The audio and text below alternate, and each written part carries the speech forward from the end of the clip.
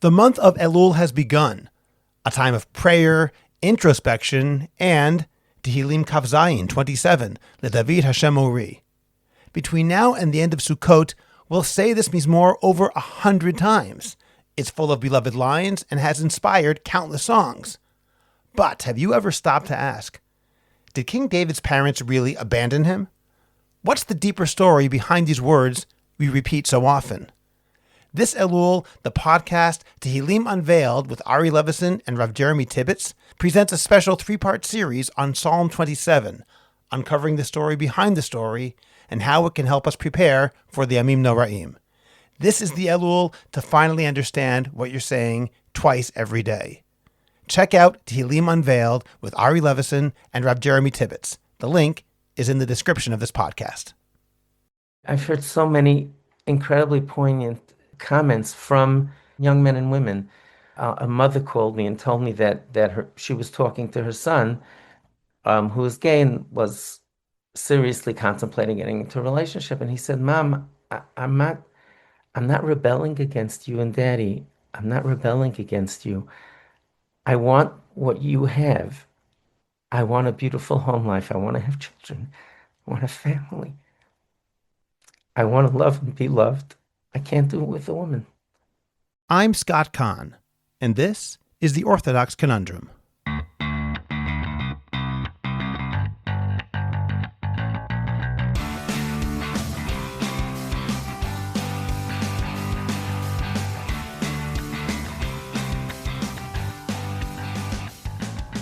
This is the Orthodox Conundrum on JewishCoffeehouse.com. I'm Scott Kahn. When a child shares something deeply personal about his or her sexual orientation, Orthodox parents can feel many things at once: love, concern, hope, questions. Today we're going to make room for all of that and for thoughtful next steps. Today's episode is entitled Orthodox Parents and Their LGBTQ Children, and my guest is someone I'm privileged to call a friend, Rabbi Yakov Horowitz. Rabbi Horowitz has spent years in conversation with families, educators, and communal leaders in precisely these moments. In our conversation, we talk about the early hours and days after a child opens up, how to approach the first conversation at home, which words can prevent hurt, and how to slow things down so we can listen before we say the wrong thing. We consider where halacha and our tradition guide our choices, what he's heard from senior rabbinic figures, and how different communities navigate these challenges on the ground. This isn't a debate, a manifesto, or a psak. It's an honest, compassionate conversation meant to help listeners think clearly, speak gently, and act with care, whatever their next steps may be. If you're a parent, an educator, a rabbi, or simply a friend walking alongside a family, I hope this episode offers language you can use and questions worth asking. A brief note: some parts of this conversation are emotionally intense. Please take care as you listen, and as always, seek guidance from a trusted Rav or Rabbinit, and when appropriate, a qualified clinician or therapist who understands the Orthodox community. We'll begin our conversation in a moment. First, I'm excited to announce that we at Jewish Coffee House are continuing to expand the conversation by bringing you, our listeners, into the mix. Introducing JCH Q&A, an exciting new podcast where listener-submitted questions are answered in a thoughtful, honest, and engaging way. We plan to dive deep into your pressing hashkafic, political, and philosophical questions. We're looking to address the ideas that matter, the issues that challenge us, and the topics that spark real curiosity. Nothing is off limits, and all submissions will remain anonymous. To submit a question for our first episode, you must be a member of the JCH Podcast WhatsApp community. To join, look for the link in the description of this podcast. We look forward to receiving your questions. Remember to subscribe to the Orthodox Conundrum podcast wherever you get your podcasts. Please rate it and write a review. Continue the conversation on Facebook by joining the Orthodox Conundrum discussion group. Subscribe to my Substack, Orthodox Conundrum Commentary. Check out the link in the description of this podcast to get your free subscription today.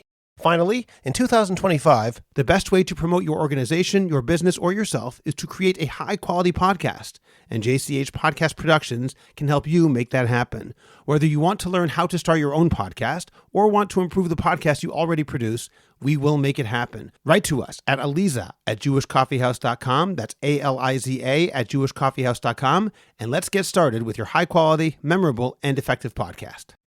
Rabbi Yakov Horowitz, founding dean of Yeshiva Darchei Noam of Monsey, is an innovative educator, author, and child safety advocate who received the prestigious 2008 Covenant Award in recognition of his contribution to Jewish education. In partnership with ArtScroll, he published Let's Stay Safe, the groundbreaking child safety book that is currently in over 155,000 homes in 3 languages, as well as the Bright Beginnings Gemara and Chumash workbooks that are in over 100 schools, and thousands of parents follow his parenting clips on WhatsApp and Instagram.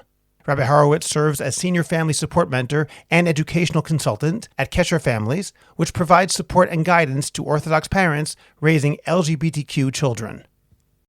Rabbi Yakov Horowitz, thank you for joining me today once again on the Orthodox Conundrum podcast. Oh, it's really an absolute pleasure, Scott. It's a pleasure to be here with you.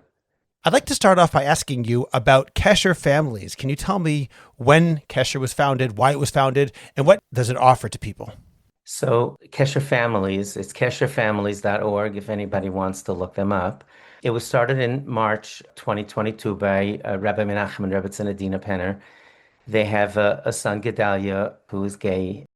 I discussed what I couldn't say. You know, they struggled with it for years, you know, trying to figure it all out. They didn't have that level of help, and it was a number of years ago. And I mean, thankfully, they secured a relationship with him, and they wanted to share what they've learned to help others. You know, it was just an incredible act of generosity of spirit, and you know, great, amazing. They're just incredible people. They devoted their lives to the community.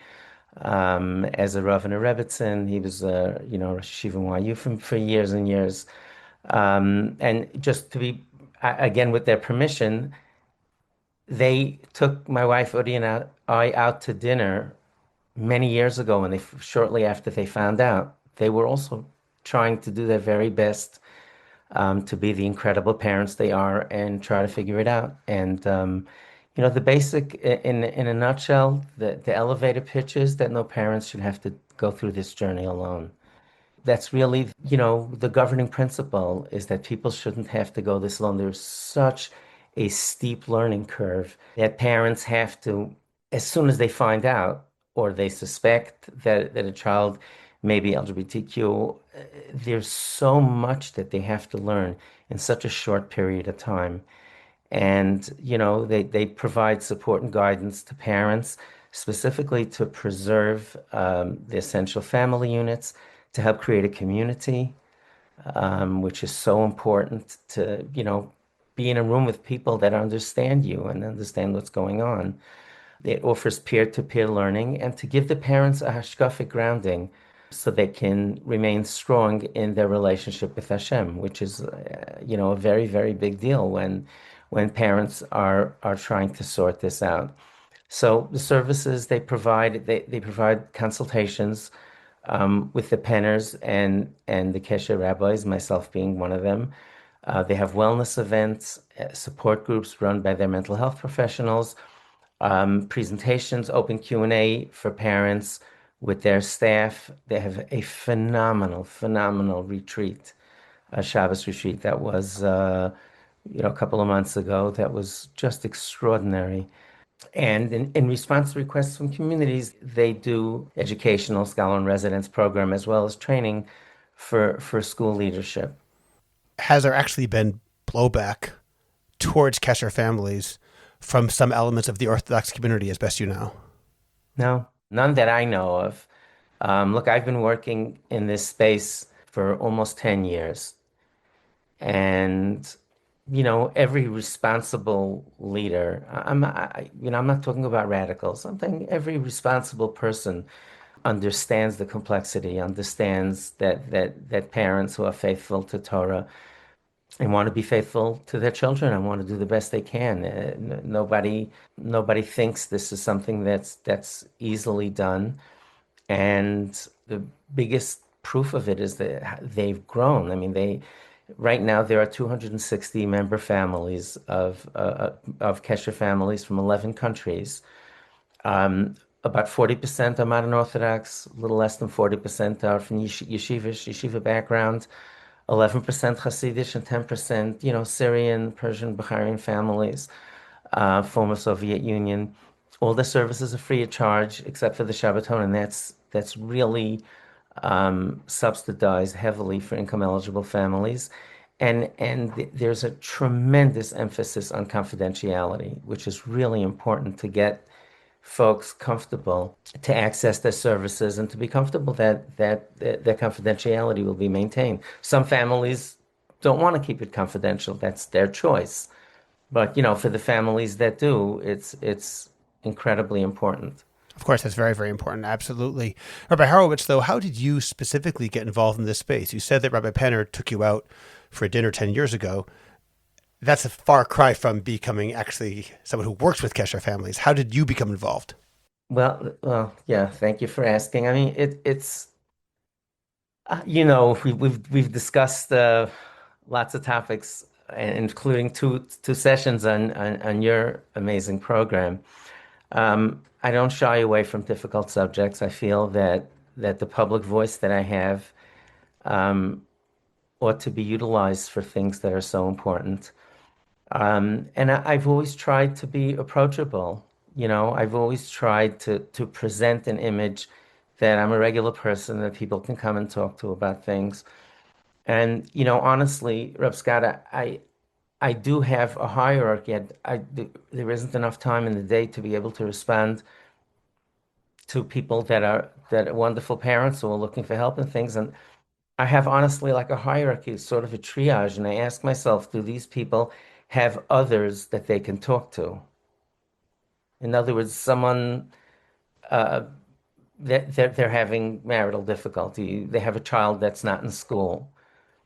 It's of course it's extraordinarily important, but there's lots of people they can go to. So over the years I've tended to slide over to issues that people don't have that access, which is why I started dealing with child sexual abuse, almost 20 years ago, be over 20 years ago, because that was something that people weren't talking about, and this is a subject there was one big giant step forward. I was at a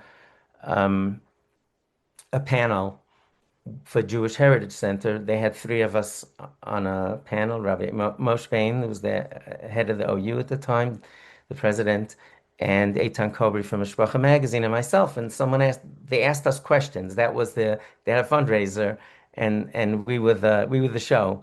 And they asked a question about LGBTQ issues, and I responded the way I respond. You hear me respond here with honesty and sensitivity to the best of my ability.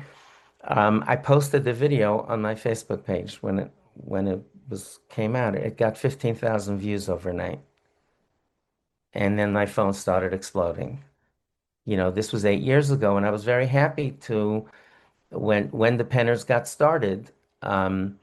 Had my eye on it, and then I said that I'd like to devote. I'm working there part time, but I did want to devote a block of time to this very holy mission, as I see it. As you've been involved in this holy mission, have there been things you've had to learn or unlearn, theologically, pastorally, or otherwise? Yeah, yes. I mean, the steep learning curve goes for rabbis too. Sure. So I did reach out to leading Gedolim, the leading sages of our generation. In fact, one person that I specifically had been asking questions to for over 20 years, um, I asked him if I should start getting into the space. I described what was going on. And for the first time in over 20 years, he told me in Yiddish, he said, you must do this. I don't remember him ever making a declarative statement like that. He said, you must do this. And I said, can Rebbe please explain it? And he said it's pikuach nefesh, it's life and death. Because of the complexity of the issue and the fact that LGBTQ folks have to make such difficult decisions that impact their family. And what's most frightening is when people feel that they don't have choices, meaning in terms of their family, and they say, well, it's either this or that, and it weighs on them. So many of them want to be, so many of the LGBTQ individuals that I've spoken to, they want to stay religious. They want to stay with their families. They want to stay in the community. It's honestly less complicated for those who want to leave. It's who also want to have relationships with their families, but especially those that really weren't looking for this. They're just trying to figure it out. Um, it's so it could be so emotionally devastating, and that's what the rabbi told me that I must. He told me in terms of my hierarchy, I should really see to it that I spend some serious time trying to help out the families. Then let me ask you about some of your conversations with Gedolim, obviously preserving their anonymity. Well, first of all, do you feel that there's a difference between private guidance you've received and public messaging? Or is it relatively consistent as best as you see it? That's a fantastic question. So, with all issues, what you'll hear privately is not necessarily what someone discusses in public. If you're asking me, do the rabbis that I've consulted with, do they speak publicly about these issues? Not that I know of, but they're certainly approachable to people who seek their guidance. It's an individual. It's really a question of an individual situation for each and every parent, and that they should deal with it is as their family unit in the best way that they can to try to help support their child and let them know that they're loved and supported. Are there any specific principles that you've heard repeatedly from different Gedolim who, in talking about this, certain ideas are bolate? They come out over and over again in your conversations. To understand the nisayon, to really deeply, deeply understand. I think people who are glib about this and it hurts me, it pains me. It pains me so much when people post things that are insensitive, especially on social media, because it tends to get around so much. If anyone stops and spends a few moments thinking about the nisayon, the incredible test that people have to be faithful to the Torah, means an incredible, incredible sense of self-sacrifice. I mean, all the Gedolim that I've spoken to have dealt with this in very significant ways. With if you have your own little not little, I'm saying if you live your own life and you have your own synagogue, shul, or your own school, and you're not accessible to the public, you could possibly skate by and people won't come to you with questions like this. But the top tier, especially the top tier Gedolim, they deal with this. They deal with this all the time. And one of the things that I keep hearing from the young men and women, um, they say, like, why don't people at the very least understand what what this means to us? What this means to us? One of the young men said it to me, so it's so memorable to me. He said, we call Yosef Hatzadik, Jacob's son Joseph. He had a tremendous spiritual test he was tested by his boss's wife, tried to seduce him. And we call him Yosef Hatzadik because he rejected, her advances. And he says, like, I'm being tested for my whole life. This is what the kid told me. Um, you know, I've heard so many incredibly poignant comments from kids, either through their parents, not kids, I mean young men and women. Um, One of them, a mother called me and told me that she was talking to her son, who was gay and was seriously contemplating getting into a relationship. And he said, "Mom, I'm not rebelling against you and Daddy. I'm not rebelling against you. I want what you have. I want a beautiful home life. I want to have children. I want a family. I want to love and be loved. I can't do it with a woman." When you hear, I think anybody who's thinking of responding and you know getting into this space and think deeply about what's really going on and listen. Right after that video that I mentioned, 8 years ago when I started getting more into this space, my wife and I invited 12, 15 LGBTQ young men and women to our home for lunch because I said, I told Udi, I told my wife Udi, she's amazing. I mean, she supports everything I do and is such a wonderful mentor and is so wise. But, I said, I don't know enough about this. So we invited them over to our home for a 3-hour lunch on a Sunday. And I learned so much from it. I learned so much from it. That's very, very powerful, Rabbi Horowitz. And it leads to a very important question, a difficult question. You talked about what you learned from having the LGBTQ youth in your house and from talking to Gedolim. People listening to this podcast are largely Orthodox people, and I'm sure many are saying to themselves, how can we balance deep and genuine faith in the Torah's teaching, the oral Torah, and having respect and empathy for LGBTQ individuals and their families? Not that we shouldn't have empathy, but you're emotionally and I think correctly saying they want to have families and they cannot do it with a member of the opposite gender. And yet the Torah says you must. So theologically, of course, it is a great challenge, but I think it's the nuance here that's so important. One of the rabbis at the Kesher event, we had a closing lunch on Sunday, and he quoting Rabbi Nachman of Breslov, he spoke about the Gesher Tzar Ma'od, that narrow bridge. Kol Olam Kulo, the whole world is a narrow bridge, and one should not be afraid. We should walk with a clarity. That's what Rabbi Nachman of Breslov was saying, one of the Hasidic masters. And he said that all of us in the room here, we're walking this narrow bridge. In other words, there's extremes on two sides, but the narrow bridge that says we love our children and we love God and we accept our Torah. Though of course it's challenging. That's why it's a narrow bridge. That's why we're doing what we're doing. You know, I often think to myself that these two things can be true at the same time.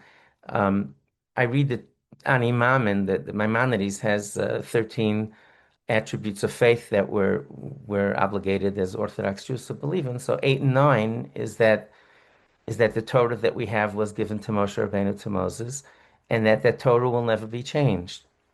And we believe that with faith, with faith. At the same time, I'm going to read you. I don't think I never sent this to you. Did I? A mother's prayer, an incredible a woman named Yocheved Lindenbaum, who has a gay son. She actually came to my back porch many years ago and begged me, pleaded with me to get involved in this space. She's a chaplain. She was a chaplain and was doing pastoral counseling, the sorts. And she wrote it like a prayer that we would read Friday night, before candle lighting or something.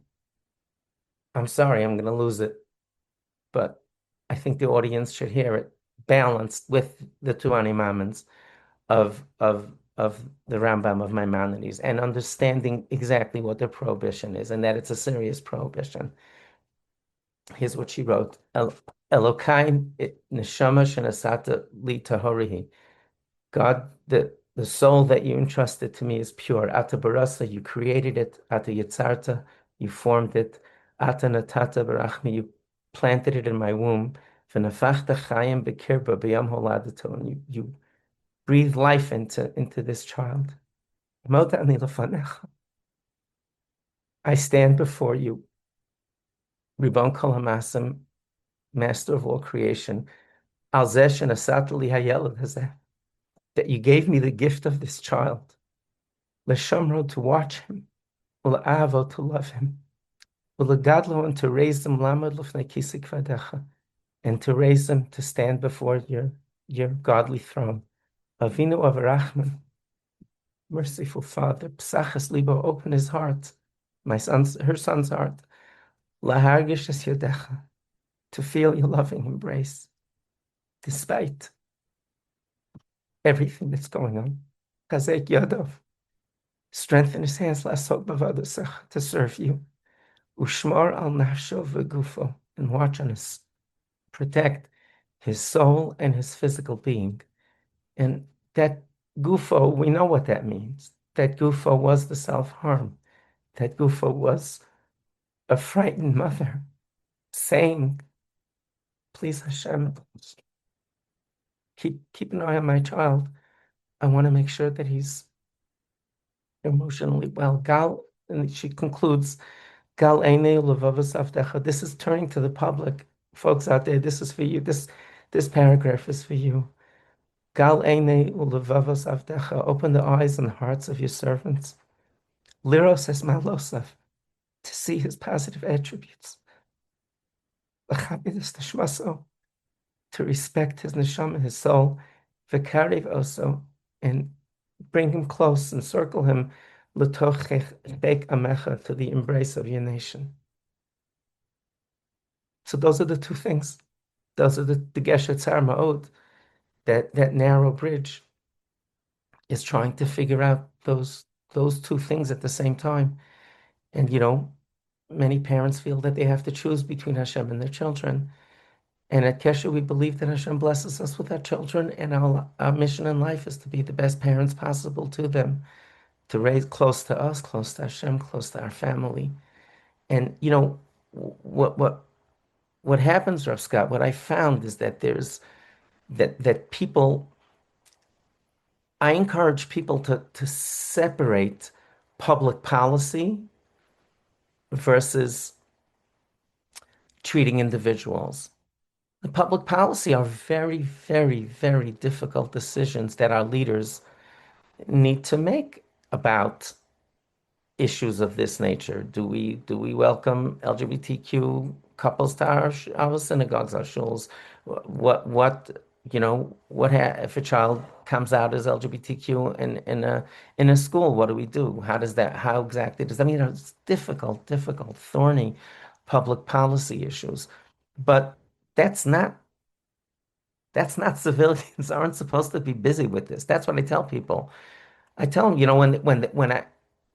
it makes me nuts when I see people writing nasty things and posting memes. And unfortunately, in America, I don't know how much you feel it in Israel, but in America, this LGBTQ issue has become such a political football, and people are throwing stuff back and forth, these memes, and it's so hurtful and it's so unnecessary.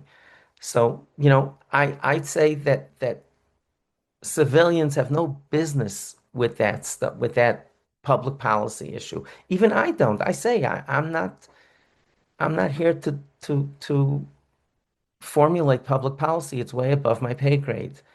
And there are people say, yeah, but the Torah says so, right? The is a positive commandment to admonish someone who's not following the Torah.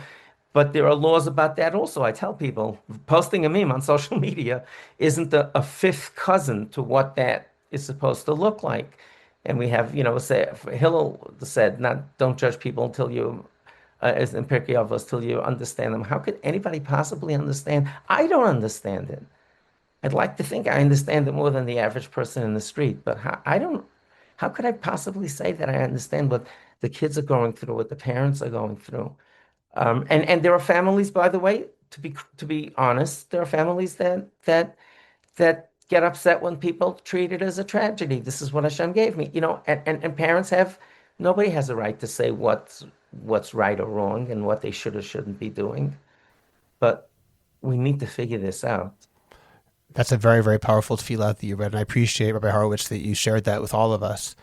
It's a lot to think about and a lot to internalize and to realize the pain that mother was going through, obviously, to feel the need to publicly write that beautiful tefillah. It's a genuine expression of kavanah, of directing thoughts towards Hashem, as well as towards the people reading it, to say this is how she hopes people will look at her son. And she knows Hashem will look at her son that way, but she certainly hopes that other people will have the same compassion, right, and the same sense of understanding him. That's what the kids want. I asked the kids around the table when we finished lunch, when I finished the lunch with these young men and women, um, I asked them, what can I do to help you? What would you like me to do? What can I do? And it broke my heart. The kid said, tell people to stop saying hurtful things to us. That was the number one request. And I looked at, I said, that's it? That's all you want from me? They said, yeah. You have to wonder where the motivation comes to say hurtful things or to post painful memes, or, as you said, it's not even a fifth cousin to scolding that the Torah says you should do in certain circumstances under definite conditions. You wonder why people feel the right, never mind the need, to say hurtful things in any context. It's just bizarre, honestly. I don't get it. Some people think that, that they're being holy people by doing this, that. I told there's somebody who's been very outspoken about this issue. I called him up. I said, I'm not God, but if I was God and you were hurting my children like this, who are so vulnerable, and I gave them such an assignment, such a test, I don't know what I would do to you. I said, I would lose it. I said, how do you, well, of course it's an important issue. I'm not saying, of course, and these public policy issues need to be addressed. I asked all three Gedolim that I spoke to them for 3 hours, each of them, 2, 3 hours. I mean, and I asked each of them, and I've asked others, like, what do I answer a child who says, "Why did Hashem make me this way?" And what does He expect me to do? Where a man or woman says this, or parents of a kid, like what? And they each said, "I'm telling you that the pain was so evident on each of their faces, the weight, of the families they're comforting and trying to help." And they basically said that it's the same type of question of why people from birth have other struggles. There are other struggles that people deal with that causes them to have these type of faith questions. People are struggling with infertility or other situations, people losing parents at a young age. I mean, I can't even imagine what you're all going through in Eretz Yisrael. I mean, I just I can't even imagine. I lost my father at 3 years old. It's still a stressor on my faith with Hashem. I have faith, of course, but you know, as I get older, I always say when I was a little kid, I felt bad for me. When our children were growing up, who had time to think? But now as I get older and I see what he missed, you're Baruch Hashem, you said you just had a grandchild, right? Yes, I had two grandchildren. Yes, our first two. We know what a gift it is. So they didn't say it glibly. Of course, you have to believe in God. When I asked them that question, they were pained. So that's what we should be doing, just with empathy, just talking about it with the understanding that it's sensitive. It's a sensitive issue, and that people have to make such difficult decisions. I'm thinking back to what you said before about that young man who came to you and said that Yosef HaTzadik was called a tzaddik because he overcame a specific test with Potiphar's wife. And he said, I have tests every minute of the day. That's what he said. And thinking about that right now, for what it's worth, we often think in binary, that it's either yes or no. And if Yosef had, imagine, failed that test, would he be Yosef HaRasha? Of course not. Maybe he wouldn't be Yosef HaTzadik, but he'd be Yosef, the typical human being who sometimes makes mistakes and sometimes gives into the test and sometimes defeats the test. Right. I just mean that for that particular person, when he says that he has this test every minute of the day, we are not saying along with that, well, if you quote unquote pass the test that you say that you have, you're a tzaddik. And if you do not pass the test, then you're a rasha. You're a wicked person. That is not what we're saying. And it's very important to make that clear. Right. Right. As we would with any other situation that people deal with.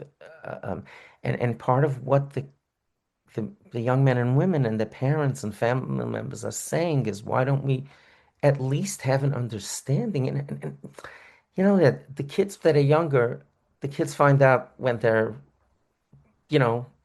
let's say 12, 14, 16, it's not about intimacy then. They're not doing sins at that time, I'm saying. that it's so much more than that. They're not, it's orientation. So I didn't even do anything yet, and it's so complicated. And I know more than a few young men that I tried to mentor and help and who came to me for advice, who took their lives after realizing, when they feel that closing in on them. And it's just so heartbreaking. One of the most difficult things is when a child feels their parents are disappointed in them. That feeling of disappointed, Right, that's right, terrible. right. Now, sometimes a parent is disappointed. That's a human emotion. And at the same time, when a child approaches a parent and comes out and says, I'm gay, I'm homosexual, I have a same sex attraction, how does a parent respond in such a way that the child will feel loved and accepted for who he or she is? They won't feel their parent is disappointed in them.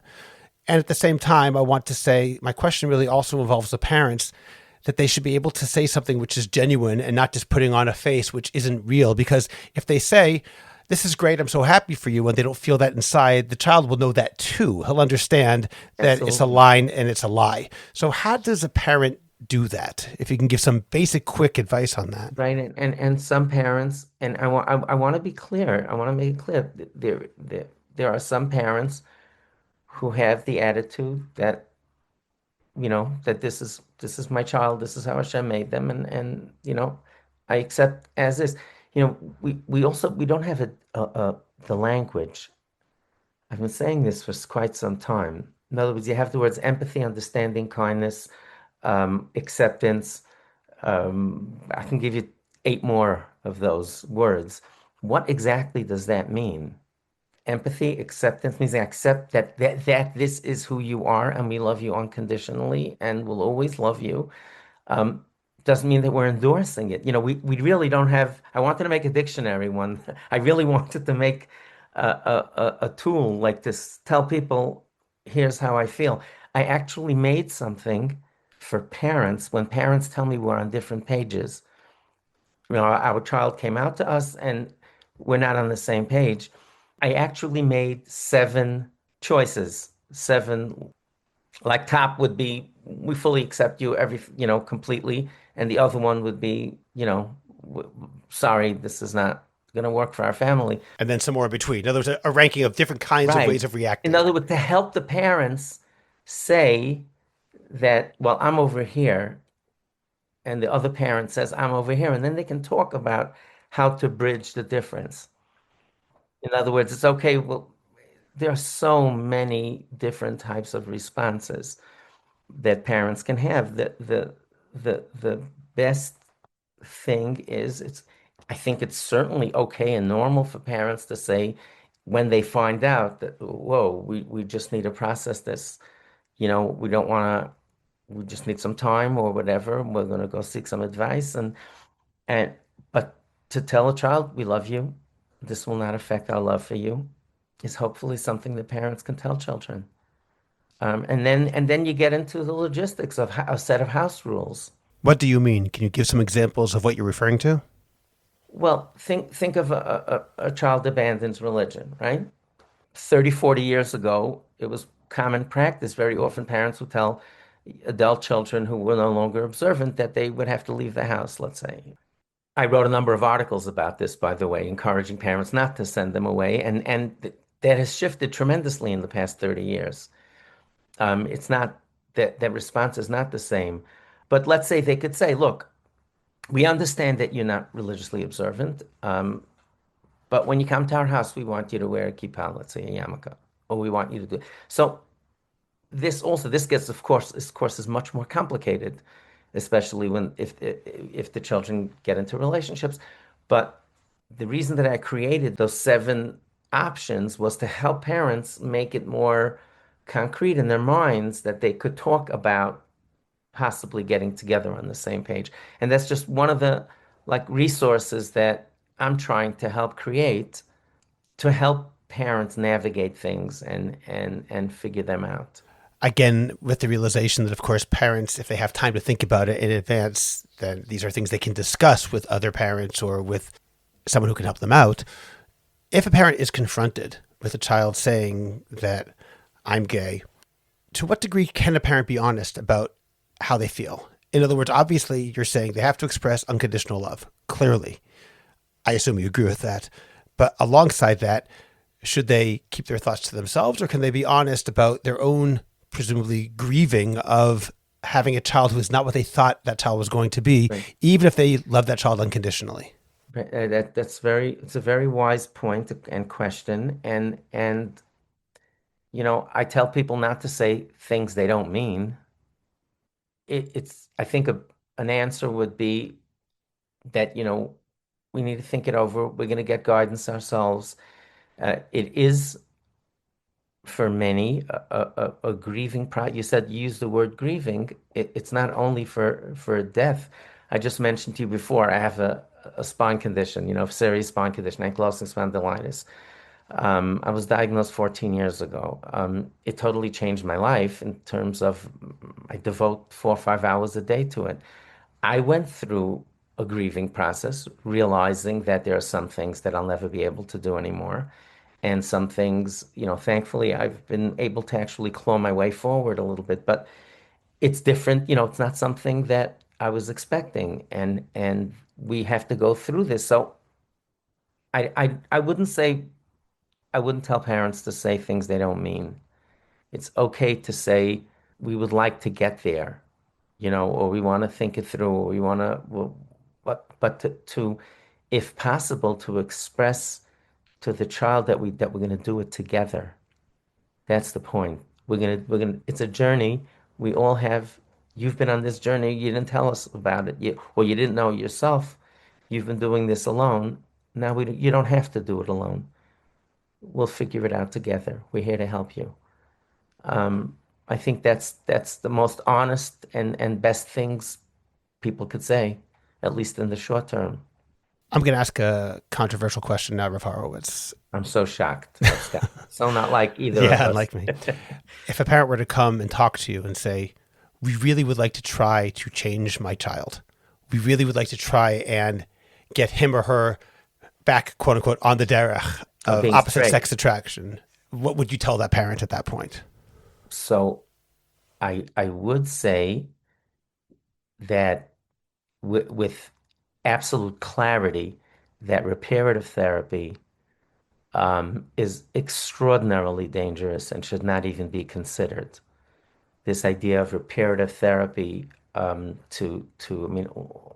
mean, the research clearly shows that that's not effective. It is possible that, and this does come across a lot, a young man or woman, especially in the schools that we sent our children to, in the Haredi schools where the genders are separated when they go to school. They feel an attraction to a girl comes back from camp, a boy comes back from school, whatever, and they feel attracted to the same gender. It's perfectly normal to tell parents that they should go talk to a therapist about it, a credentialed therapist, not someone like me, not a nice, well-meaning person like myself. I would never, ever, get involved in that. And to talk things over, to try to figure it out. But to say that we're going to change you, that in this reparative therapy is extremely, extremely dangerous. It's not something that anyone should be doing. We should be exploring. It's a perfectly reasonable thing to go through, and then they should be guided by a competent, credentialed mental health professional who has experience in this space. I think it's good for parents to go as well. And once a child says that I am declaring him or herself gay, lesbian, or any other category of sexual orientation, the assumption has to be the child knows himself, and we shouldn't say, well, maybe you're wrong. Maybe you don't really know yet. Well, yeah, right. That's correct. I've asked many parents when it comes up in discussion, like, when did you find out? And some people say we knew from a very young age. I've heard this from many, many parents that like we saw that when our child came out, we expected it basically. Like they would go out to couples for Shabbat dinner, and the boys would go outside and do a boys do, say, get whatever, play ball or do, and our son would go off with the girls and play with them. And as they noticed things very, very early on, and some people said it just hit them in the back of the head. They had absolutely no idea. So it depends, there are no rules. I mean that's why it's so important to have an organization like Hesher Families where people can ask these questions. When they ask them questions to me, right, I say I'm not qualified to answer this because I don't have professional training. And honestly, even though I've dealt with hundreds of families and young men, and I don't really deal with young women, but I don't have the expertise to be able to answer you, but other parents certainly can. That's one of the most important points that we've made repeatedly on this podcast is that sometimes people who are well-meaning cross boundaries they don't realize they're crossing, thinking they're experts in areas where they're simply not experts. And that can be the most dangerous situation of all when people, often rabbis, believe, I'll call it believe their own PR, that they're geniuses who can opine in areas where they actually have no training. Oy vavoy lanu, bad things happen when that takes Yep. place. Yep. Okay, you mentioned before sending your kids to Haredi schools. I'm curious from your vantage point, have you seen any difference between the Haredi communities and the modern or Central Orthodox world when it comes to addressing these issues? So by definition, Haredi communities are typically more insular and intentionally try to shelter their families, themselves and their families from what's going on in the outside world. So it would certainly stand to reason that modern Orthodox families would would be able to, generally speaking, would be more comfortable having these discussions, let's say, right? Or being thinking about it like that. But I think that what you mentioned is like right left, I think that there's a an enormous vertical divide, and that's by age.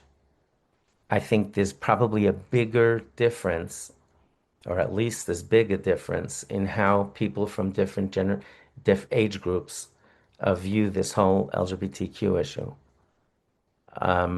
I found that it's very, very profound. Like the younger the kids get, the people are, I think the more likely they are to at least be understanding about this. But that's also something that people should keep in mind when they're looking for advice, when they're looking to talk things over with other families or people who've already been there and dealt with it. Very, very often, younger people tend to be more understanding, which poses a very big problem when people go over the top in response to this. People who have public voices, it does not, generally speaking, doesn't sit well with the younger generation. I have people, I mentioned earlier about the political memes that people send around. I have some friends of mine who do stuff like that and are outspoken and say things they shouldn't about this. And I ask them, say, tell me, what do your kids say when they hear you say things like this? I promise you, Scott, this is Reb Scott. This is usually the way it goes down. They say, my daughter, my son, whatever, they say I'm a Neanderthal, I'm a horrible person, I sound like a slave owner or whatever. And I tell them, you better be careful, buddy. This might come back and kick you when you'll tell this child down the road that religion is a beautiful thing. You might get a real kick from what you're doing right now in a way that you cannot anticipate now. A number of families and kids, like they have a child who was valedictorian in Hebrew and English and elementary school and high school. I know specific examples of this and like beloved by all of their friends, and then all of a sudden they come out, in all likelihood, the kids are not going to just cut off ties with them and not talk to them again. It's the age, just like other things. There are so many other things that are so age related. When people tell me, hey, what's with it, and the parenting, not to do with LGBTQ issues, what's with these kids today? They're on the phones, whatever it is. So I was doing a workshop in the Five Towns Shabbos afternoon, and it was all mothers. The guys were all watching the kids, and there were about 100, 120 women in a private home, and they said, "What's with today's kids? I don't understand." So I said, "Please raise your hand if you polished silver in the last 6 months." Raise your hand if your mother or mother-in-law wanted to gift you some silver that's been in the family a while and you said no. So when we got married, everybody had to break front with silver, and that was, that's what people did Friday afternoon. Today's kids don't do it. It's just different. It's like they buy different kinds of furniture. They think differently. Life is different. And I think attitudes are very, very generational. It would be very helpful for people to keep this in mind. Rav Horowitz, one of the big issues we hear all the time are trigger words. And sometimes the idea of a trigger can be scoffed at. You say, oh, just grow up, learn how to deal with things. And to a certain degree, I understand that as well. On the other hand, I also understand that there are specific words and specific phrases and ideas that can be painful for people. And obviously, we need to have a balance between being so careful we can't say a single thing versus using terminology that actually is painful for people who are dealing with any given issue. So in the case of families of LGBTQ kids, can you name some of the words or some of the phrases that, when speaking either to the parents or parents speaking to their kids, we need to avoid because we don't want to unintentionally cause pain by saying something which we didn't mean anything by it, but they're going to take it possibly in a way which will be very hurtful? Right. So I'd rather not say say those words.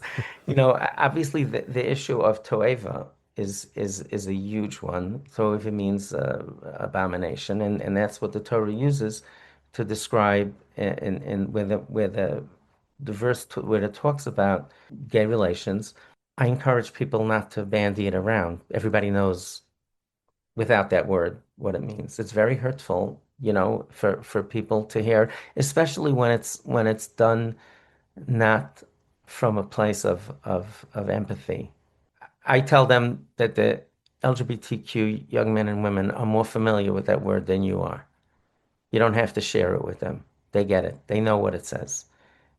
Um, and I know a lot of parents of kids, of LGBTQ kids, very, very from very deeply, deeply religious and spiritual, that walk out of shul when that portion of the Torah is read. It's too hurtful to them. We just there's so much pain and confusion and things that people are trying to juggle with this. Just be mindful, be careful. Be careful of what you say. Please be careful of what you say. It really matters. I know a lot of people that I know, specifically some parents of LGBTQ kids who actually moved out of their neighborhoods because they were so upset that their friends abandoned them, when stuff happens.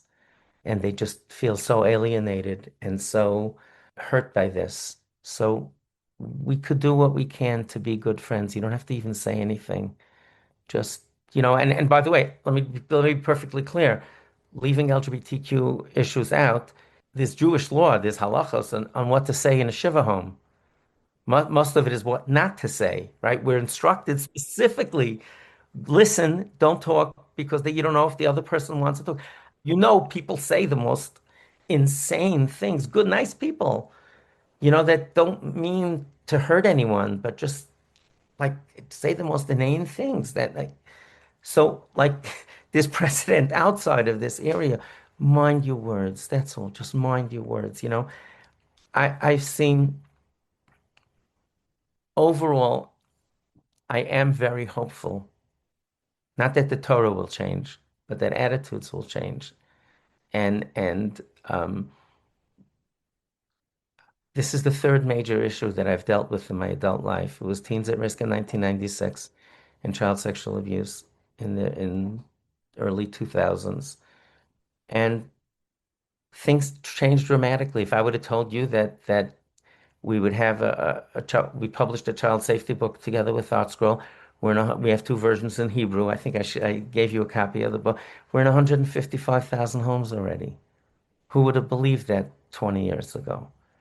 I'm an optimist by heart, at heart, and I think there's a lot of room for positive improvement without compromising one iota of Jewish law. I went out to dinner with my wife, and a number of years ago, um, I saw parents, Hasidish, fully Hasidish, a couple, parents who have a transgender child. They have a boy who transitioned to a female, and it was her birthday, and they walked into the restaurant, which is people in their community, with the child and all of their children celebrating the child's birthday, and all four Hasidish grandparents came. And I didn't think that I would see that for a long time. And I dealt with the couple, so I know what it was like with the extended family and how much of a journey they all went on to do this. And I think I did not discuss it, of course. I'm so like not only confidentiality, but I never talk to families that I spoke to unless they speak to me. I never, ever, ever bring it up. I tell them usually, don't think if I don't tell you, if I don't say something, it doesn't mean they don't care. I will never bring it up if you don't. But it was unbelievable to see that in a public area. And I really believe that the parents wanted to make a statement to their child that not only is it okay at home, but we're not embarrassed to go out to a public place with you. So, you know, I think everybody, every single person listening to this can do something to improve things a little bit. The story goes, somebody asked the Kotzker Rebbe, how could Hashem create a world filled with pain and cruelty and all of that? So the Rebbe said, you think you can do something to improve it? He said, of course I can. He says, okay, so do it. Get started. I mean, and it starts with being approachable and accessible. That people can come and talk to us about things. Why do people talk to me? I'm a Hasidic guy. Like, why would I message people that I'm approachable and that I'm non-judgmental? And I think there's a lot that we could do. And I do believe I'm seeing things that make me more positive about where things are headed. I want to add one thing, if it's okay, to what you just said in terms of that idea of being non-judgmental. One thing which I've been talking to my wife Eliza about recently is this concept of being dan l'chaf zchut, which means to judge for the positive, to assume the best. And when people talk about the benefits of being dan l'chaf zchut, assuming the best, judging favorably, that's actually, on some level, I'd say, b'diavad. That's already in the not ideal situation. Obviously, the worst thing is to judge negatively. Judging positively is only when you're forced to judge someone at all, but even better. Don't bother judging. No one's asking for your opinion. If you are not personally involved in some sort of monetary dispute where you have to render an opinion or you have to feel one way or the other, if something involves two people or three people or one person that has nothing to do with your life, you shouldn't be judging ki hu zeh at all. So even saying, let's be dan l'chaf zchut, let's assume the best. How about don't assume at all and just have compassion and love and don't work on this idea of I'll judge them favorably. You shouldn't be judging at all. You know, we always finish each other's sentences when we talk, you know. And I tell people when people come and tell me stuff, you know, judging others, I say, imagine if you were in court, traffic court, you busted a red light, and now you're in court trying to fight the ticket, and you're waiting while the other cases before you are adjudicated, right? And somebody gets up and says, I drove through this and that, and everybody's looking at the judge. I said, imagine if you got up and you said, guilty. or not guilty. The bailiff would come, grab you by your shirt and walk you out. Why? Because you're not the judge. So I'm not, in my sojourn in this world, I'm not a judge. That's not my job. It's not my job. I'm not God. So I'm a proud Torah Jew. Um, I'm proud of following our Torah and the values that we have. And especially in this issue, but other issues like this also, we're not, that's not our space. It's not our space. It's not our job to do. It's not what we're supposed to do. We're supposed to make life more comfortable for other people, not make them more uncomfortable, especially people who are dealing with such sensitive issues. I think it was Rabbi Nachman of Breslov who once said that it's very easy to make people feel bad. To make someone feel good, that's impressive. And it's something which I try to tell my kids all the time, that has to be our avoda, to try to bring joy into the world, to make people feel better. We can't always do it, but if there's no reason to bring pain to people, do everything we can to give them compassion and love and joy to the degree that we can. Right. And sometimes it's as simple as just, putting your hand on a friend's shoulder. And it doesn't, you don't need a safe, many people just struggle to find the words to say. But people know intuitively who's sincere. And you can't fake that. You can't fake that. People know who's empathetic and who cares and who's trying to lighten the burden of other people around them, rather than, God forbid, do things to cause them more pain. And I think it's a good lesson for life for all of us in all endeavors to do what we can to be accessible, to be good friends. I heard a thought from Rabbi Shia Fishman, was the head of Torah Mesorah for many years. And he talked about Job, that Navi tells us that God was boasting about this incredible person, Eov, and the Satan, so however we understand this, so the Satan comes to him and says, of course, you give him everything. He's got money, he's got family, he's got beautiful.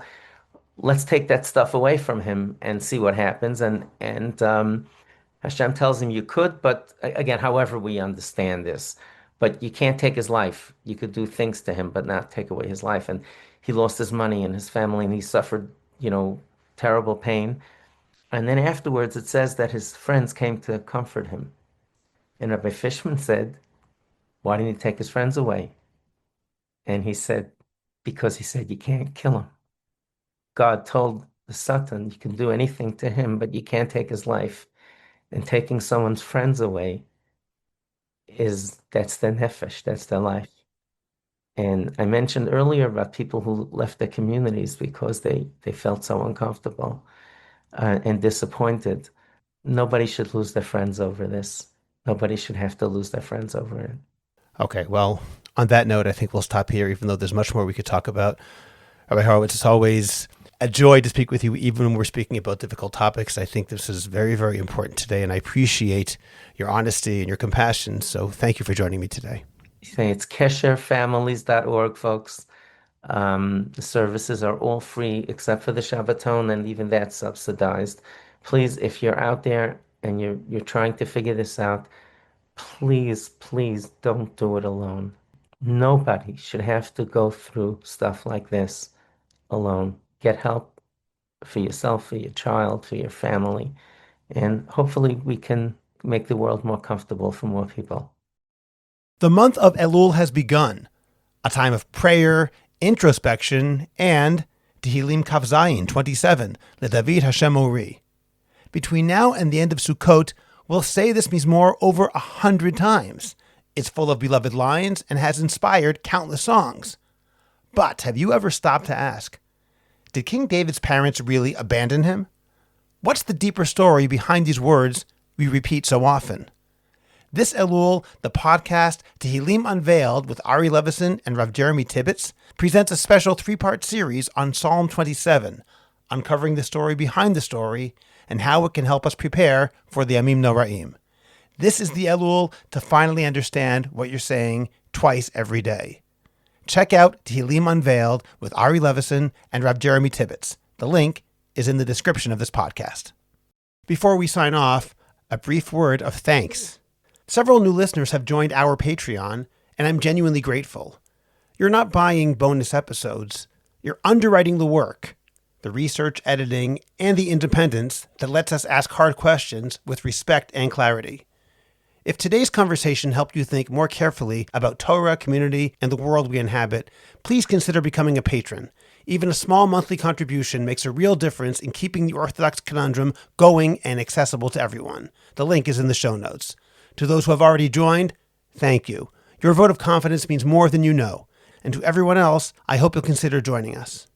Subscribe to the Orthodox Conundrum podcast wherever you get your podcasts, and please rate it and write a review. I'd appreciate it if you go to Apple Podcasts and rate and review the Orthodox Conundrum. It takes literally 2 minutes. It's just giving a certain number of stars and writing 1 or 2 sentences. Please like the Orthodox Conundrum podcast on Facebook and join our growing Facebook group, the Orthodox Conundrum Discussion Group, where you can feel free to discuss issues in Orthodoxy in an honest and friendly environment.